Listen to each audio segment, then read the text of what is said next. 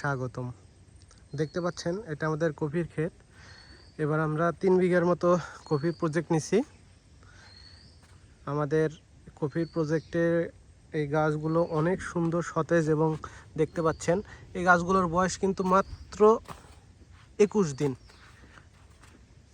বুঝতেই পারতেছেন গাছগুলোর গ্রোথ কেমন সুন্দর এবং কতটা সবল গাছগুলো।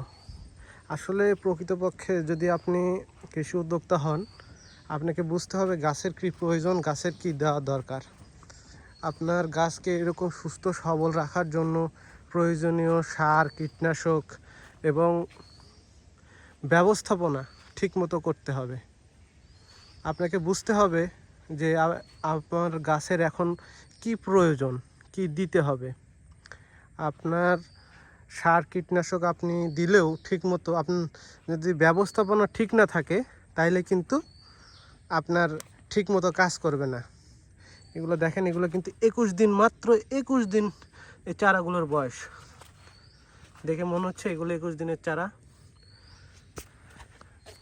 চারাগুলোর বয়স মাত্র 21 দিন। আলহামদুলিল্লাহ আমাদের চারাগুলোর আলহামদুলিল্লাহ অনেক ভালো আছে। আপনারা যারা কফি চাষ করবেন সবসময় সার, কীটনাশক এবং আগাছা পরিষ্কার করতে হবে সবসময়। আমাদের ক্ষেতে দেখেন কোথাও একটু আপনি আগাছা দেখতে পাবেন না, কারণ ফুলকপির জমির মূল সমস্যা হচ্ছে আগাছা। এই আগাছাগুলো ফুলকপির জমিতে সবচেয়ে বেশি সমস্যা করে। যাই হোক, আপনাদেরকে আবার পরবর্তীতে আপডেট দিব। সবাই ভালো থাকবেন। আসসালামু আলাইকুম।